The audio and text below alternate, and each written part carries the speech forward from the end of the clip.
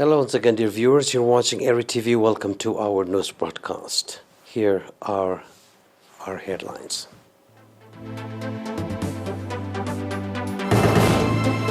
"39 patients diagnosed positive for COVID-19.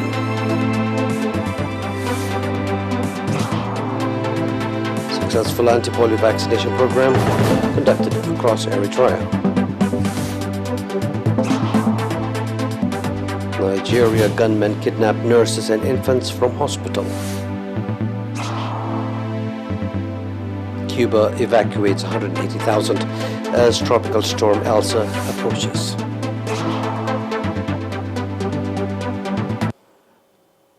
In our domestic news, 39 patients have been diagnosed positive for COVID-19 in tests carried out today at quarantine centers in Central, Northern Red Sea, Southern Red Sea, and Ansbar region.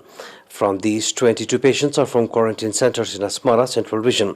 6 patients are from quarantine centers in Ginda and in Massawa, Northern Red Sea region. 5 patients are from quarantine centers in Dakamhare, Mandafara, and Adghayah, Southern region. 5 patients are from quarantine centers in Asab, Southern Red Sea region. The last patient is from quarantine center in Karan, Ansbar region.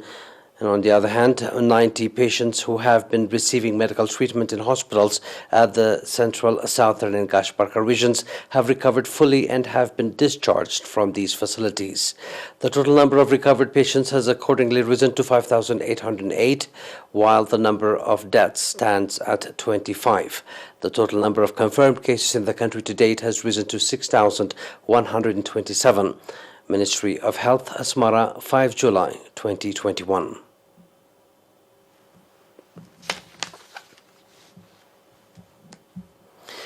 The Ministry of Health reported that the polio vaccination program conducted across the country from 23 to 27 June to control the prevalence of the virus has been detected in neighboring countries has been successful. According to Mr. Tedros Adhanom, head of National Vaccination Program, the vaccination program against polio administered by injection has been successful by 93%, and alongside it, the provision of vitamin A by 97%. Mr. Tedros also expressed appreciation for the strong participation the parents and stakeholders demonstrated for the successful implementation of the program. Mr. Tedros said that 656 vaccination units, as well as about 2,000 health professionals, have been mobilized to successfully conduct the program. Mr. Tedros further indicated that preparations has been finalized to conduct vaccination against ovular cancer to girls aged 9 to 14 in 2022 and called on the Ministry of Education and stakeholders to reinforce participation for the success of the program.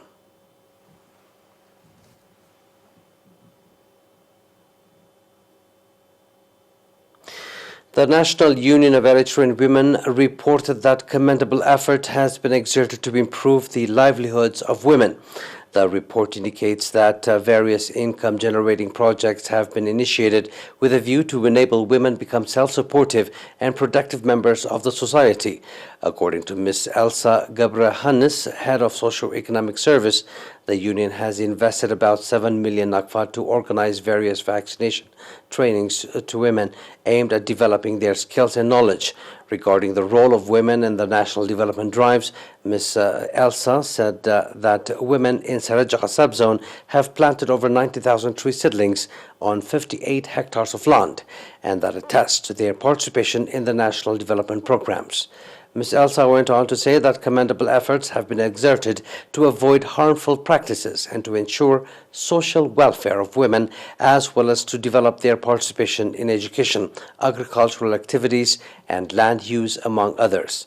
As part of encouraging female students, Ms. Elsa said that the union has awarded 110 female students that scored above 98 points in the 2018 to 2019 academic year and school uniforms and school fees to 100 female students.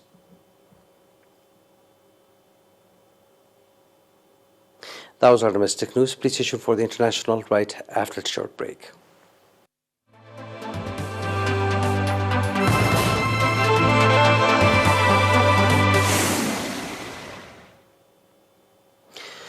Gunmen in Nigeria have abducted at least 8 people from a hospital in the northwest of the country, police said. The attack took place at the National Tuberculosis and Leprosy Center in Zaria early on Saturday morning. Reports say the number of people taken by the group is higher and includes nurses and children. There has been a recent spate of abductions from schools and universities for ransom.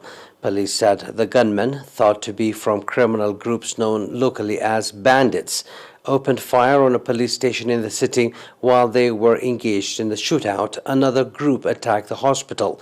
A local resident said the attack on the police station was a distraction, whilst another group attacked the dormitories of the health center workers. The group escaped with the victims into a nearby forest.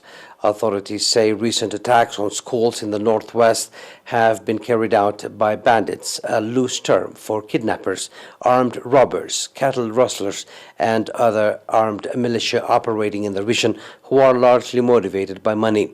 Since the well-publicized abduction in 2014 of 276 schoolgirls from Chibok Secondary School by Boko Haram militants in Borno State, more armed groups have resorted to mass abduction of students.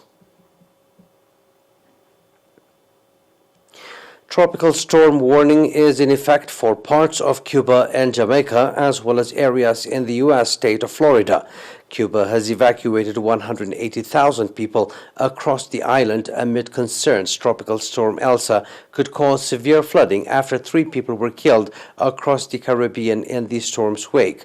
The Cuban government has opened shelters and moved to protect sugarcane and cocoa crops ahead of the storm. Most of those evacuated went to relatives' homes, while thousands sheltered at government facilities. The storm registered maximum sustained winds of 95 kilometers per hour, the Miami-based National Hurricane Center, NHC, said at 2 p.m. local time yesterday. Elsa was a Category 1 hurricane up until Saturday morning, causing widespread damage in several eastern Caribbean islands on Friday as the first hurricane at the Atlantic season. The storm killed 1 person in St. Lucia, a 55-year-old boy and 75-year-old woman died on Saturday in separate events in the Dominican Republic after walls collapsed on them, according to a statement from the Emergency Operations Center. Elsa is expected to bring as many as 20 centimeters of rain to Jamaica, with some areas getting up to 38 centimeters, while Cuba could see storms surge as much as 1.5 meters in some areas. All 96 passengers on board a Philippines Air Force transport plane that crashed on Sunday killed at least 50 people on the plane and on the ground have been accounted for. 49 soldiers were injured in the ferry crash, which happened when the C-130 Hercules transport plane missed the runway while trying to land on the southern island of Jolo, where the military is fighting the Abu Sayyaf and other armed groups. The Department of National Defense said on Sunday that 3 civilians on the ground were also killed while 4 were injured. According to the military, the 3 pilots from among these who survived the crash but were on a series of conditions. The plane was one of the 2 ex-U.S. Air Force aircraft handed over to the Philippines as part of military assistance this year. The plane was transporting soldiers, many of whom had just undergone basic training from the southern Cagayan de Oro city for deployment in Salou, officials said.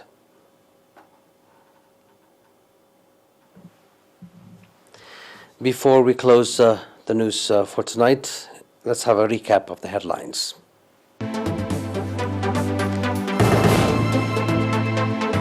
39 patients diagnosed positive for COVID-19. Successful anti-polio vaccination program across Eritrea. Nigeria gunmen kidnap nurses and infants from hospital. Cuba evacuates 180,000 as Tropical Storm Elsa approaches. And that was our news for tonight, dear viewers. It is good night from us.